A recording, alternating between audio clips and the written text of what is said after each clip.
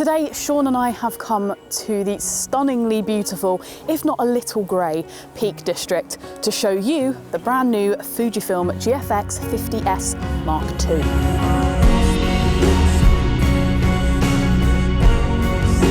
Just beautiful. Oh my God.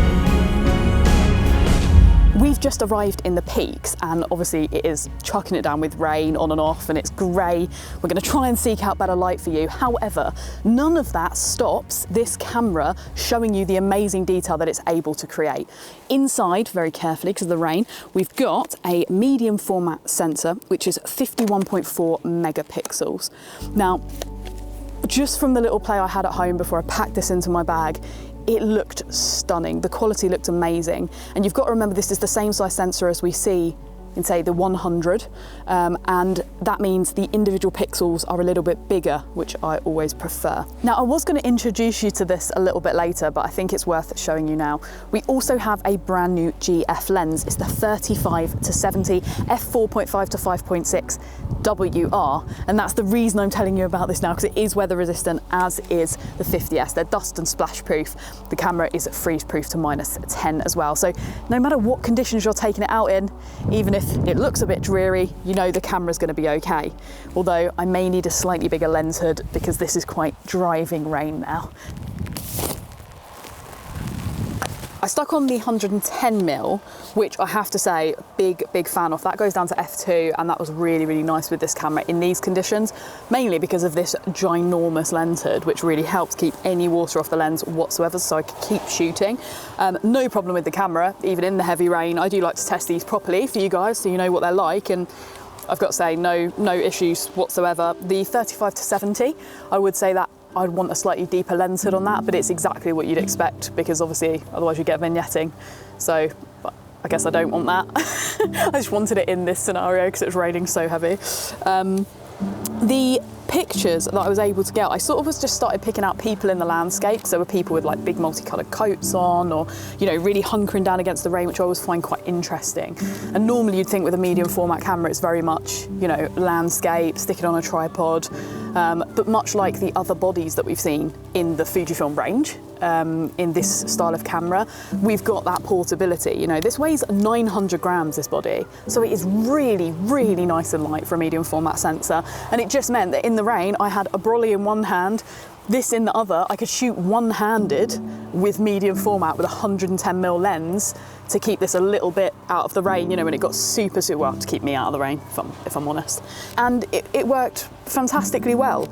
Just meant I could pick out things in the landscape, still keep shooting in the rain, and you can almost use it as a street photography camera, which is lovely, like a snappy camera, because doing that with a medium format before the Fujifilm series of medium formats was just not doable.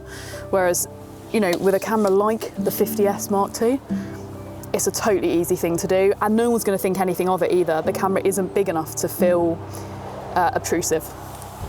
Intrusive. Obtrusive? A sieve of some type. I've got my big camera bags with me here today, and because it's raining horrible, I was like, nah, you know, bring my little cycling bag, little mountain biking bag that I have, and it fits straight in the bottom of that. Medium format camera with 110mm, and it goes in my little tiny mountain biking bag. It's crazy. It's gonna fall, isn't it? Yeah. So we've just pulled over at the side of the road here. There's a really nice tree just there. It's very picturesque, got some nice background stuff going on.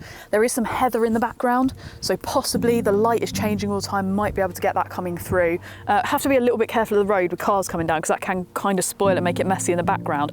I could incorporate that, especially as we've got these lovely dry stone walls that I could bring into this shot. What I was hoping for is that heather to really work its way through. I love the histograms on these cameras. On the top of the GFX 50s too, we have this nice LCD screen here. You've got so much information on there, and it is on when the camera is off as well, so you can see exactly what your settings are as you're kind of picking it up in slow motion and turning it on, which I like. But the thing that's really cool is using this button here, you can flick through having different displays on here, and you can actually have a histogram on here, which is nice. So if you're shooting from the, looking down and having the screen out, that's a really easy way of checking your exposure as you go, rather than having one of those kind of intrusive histograms on the screen. Obviously, no help to you in the viewfinder, but if you're shooting like this, then that's actually quite a nice thing to be using. And it's really, because of where my thumb sits, it's actually really simple to flick back through those menus.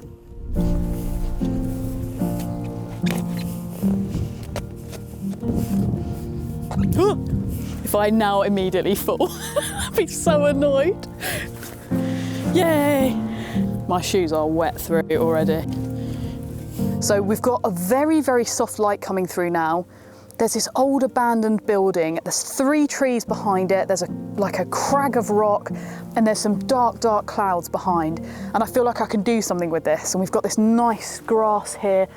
So I've stuck on the 110, and I'm gonna use it quite shallow, really, really shallow actually, because I really want to pick out that house. There is a little bit of definition over the dark hills now, so I think we might be able to actually do something with this shot. So I'm just gonna work on this for a little while and have a bit of an experiment.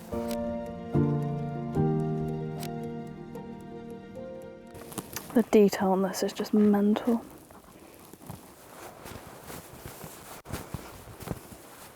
The trouble is, this is far too pretty, so now I need to use every lens at every angle to get every shot. Otherwise I'll be disappointed. And then the clouds move and it looks better somewhere else, so you have to quickly shoot that. It's a lot to work with. You may have noticed that I'm able to shoot with the screen. We have one of those like triaxial screens on this, so it comes out, you can do this, and then if you need to, you can press in this little button and flip it that way, maybe not too hard, but you can flip it that way. So you can shoot portrait or landscape sort of above and below, which is really nice.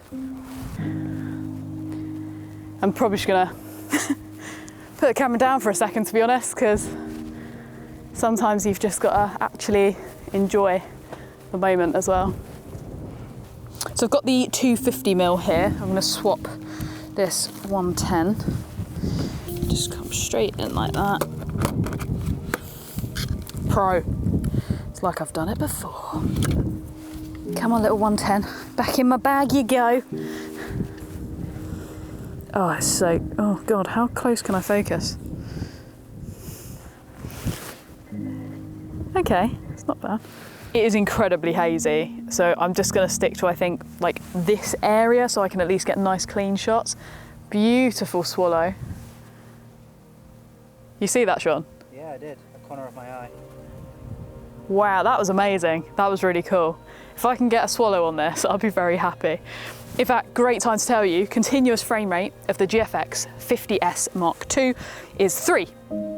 So it's not really made for sport, but it is a medium format camera, so we know that already. But you do have a continuous frame rate available, which is the important thing. And 3 isn't that bad. It's not terrible.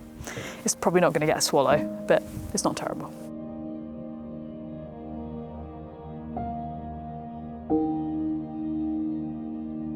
I'm so happy we've finally got some light. Oh, it's so nice now. Well, now I'm going to have to go and re-photograph everything in this light.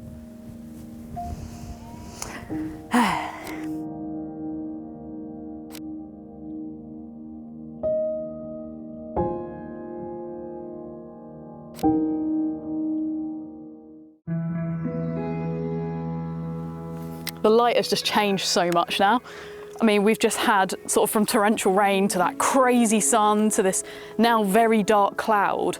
And I just can't wait to see what they're going to look like in edit. Or I can't wait to see what I'm going to be able to bring out of these really contrasty shadows, what I can bring back when I need to sort of kind of dehaze things a little bit, and what the highlights are going to look like when that sun was out, because I think that'll really show off what the GFX 50s Mark II can do.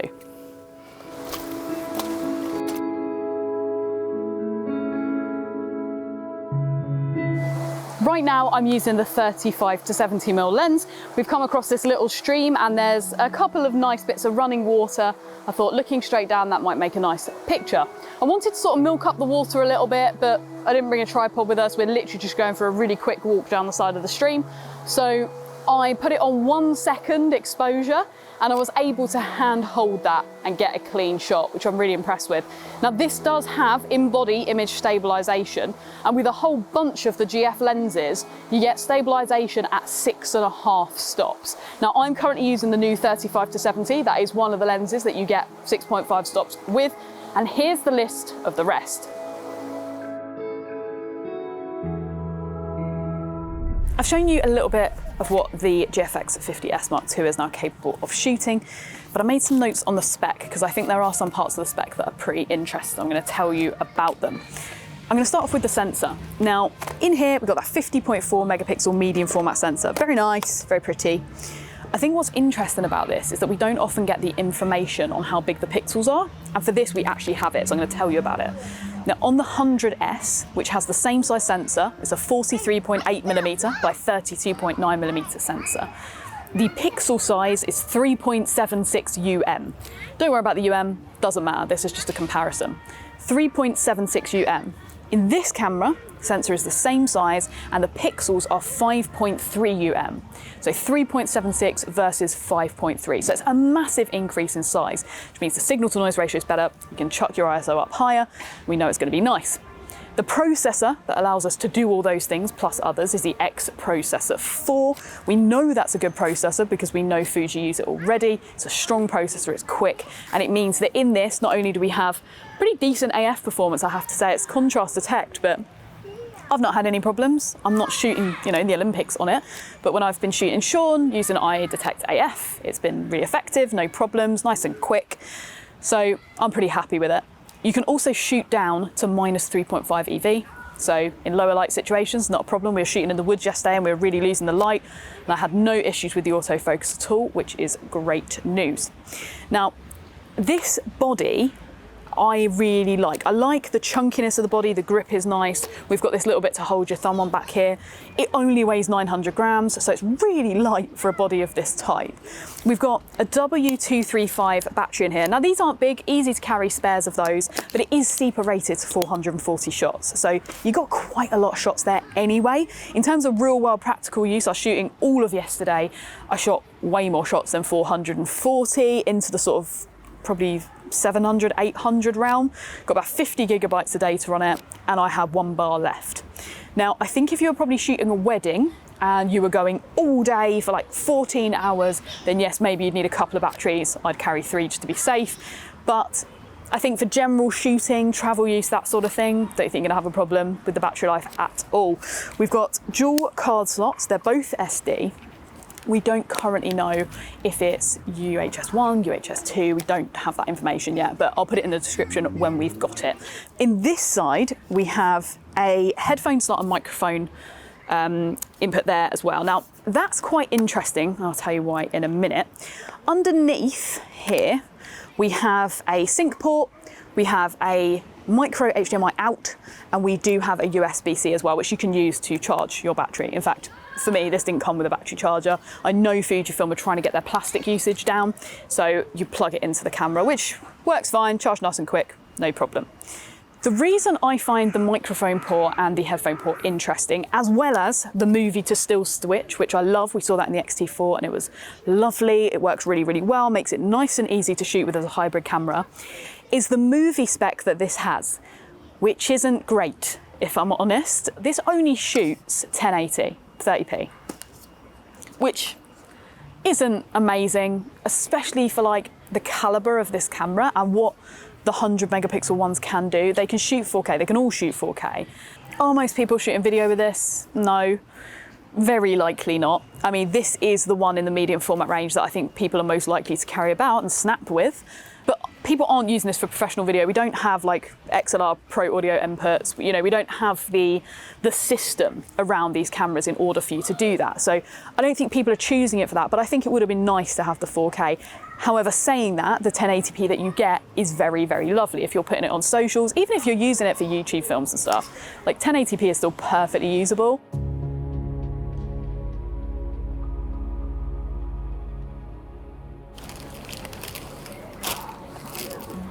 I'm gonna go find the macro extender, and I think we'll be able to get some nice crumbly, beautiful shots of this little genuine Bakewell tart. I don't even really like them, sadly. Maybe this will make me like them. So I've got the 110 here with the lens hood on, and this is the macro extender, so that should mean I can get really, really close. So I'm gonna open up our little Bakewell tart. And I'm just gonna, we're in a nice little gardens, so I'm gonna just try and get some pictures of it, see how close I can get. So if I come in now, like that, can't focus, can't focus, can't focus, nope. Okay, now it can focus on the cherry. So you do have to be quite close once you've got that extension tube on, but obviously you can get some really, really nice macro effects.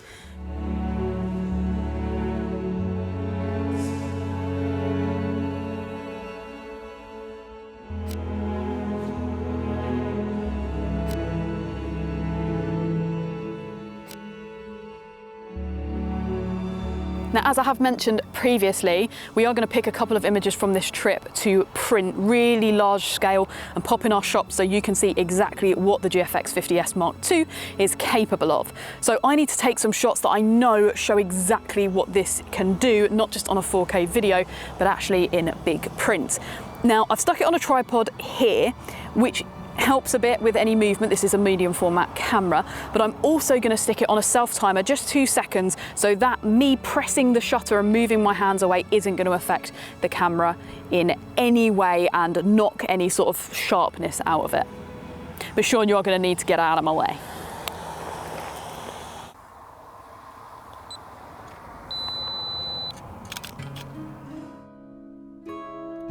So I've come up to the woods a little bit more now. We've got some purple heather, got some lovely green ferns, and then this really striking tree coming through. So I'm just going to try and capture that. I've got the 110 on now, surprise, and then I'm going to pop the 35 to 70 on. What I do like is that you can flick through these menu systems using the touch, so I can just pop it to 2-second timer, and then we're back to the main screen. It's as easy as that. Makes it much easier to navigate those menus. One of the things I like about this camera is that you can actually flick through the film simulations, and if you would like some extra information on each one, it's really easy to get that. You just press the Q button and it gives you loads of information about why that's there and what it's all about. If you think the GFX 50s Mark II is pretty interesting, you want to find out more about it, feel free to pop onto the website. We're going to have a load of info on there for you, and you can just click the link in the description to find it. Or if you'd like to ask me questions as I've been using it, then you can do that by heading into the comments and popping down what you think of this new camera from Fuji. I've enjoyed using it, and don't forget, we are going to be doing a second video where we print out a couple of these shots, really, really huge, so you can see just the level of detail these images really have. Make sure to subscribe to the channel and press that little bell to turn on notifications so you don't miss that coming up. But for now, thanks for watching, hope you enjoyed the video, and I hope you'll join us again soon for another video from Wex Photo Video.